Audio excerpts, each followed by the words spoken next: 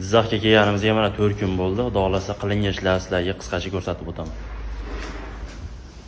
Galogenlarga, podsvetkalarga simlar tashab qo'ydik. Korobkalar qo'yib, xudo xolasa bugun bularni montaj qilib qo'yamiz.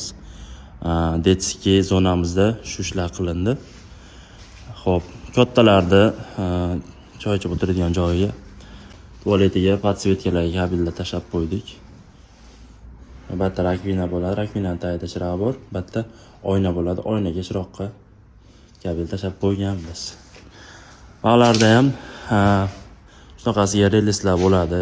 O'rtada chirog'imiz bo'ladi, ikkita aylana. Televizorga kabel tashaldi. Bu taraflarda ba'da ham nima bo'ladi, reklama bo'ladi. Qandaydir. Unga kabel tashadik. Xudo xolasa zalda ham hamma kabelimiz tashab, korobkani kattasidan qo'yib, chiroyli qilib, hamma yo'g'ini ulab tayyor qilib qo'ydik.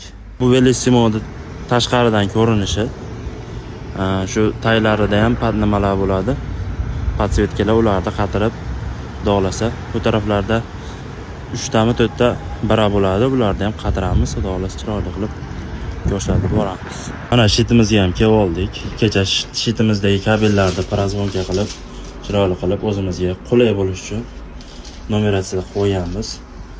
Endi xudo xolasa bugun avtomatlarni terib, chiroyli qilib simlarni tashab olsak, shitimiz ham bitish arafasida. Ko'rishingiz mumkin. Bu nimaligini kommentariyga yozib ketinglar. Kimga shunaqa xizmatlar kerak bo'lsa, har doimgidek bizga aloqaga chiqaverasizlar.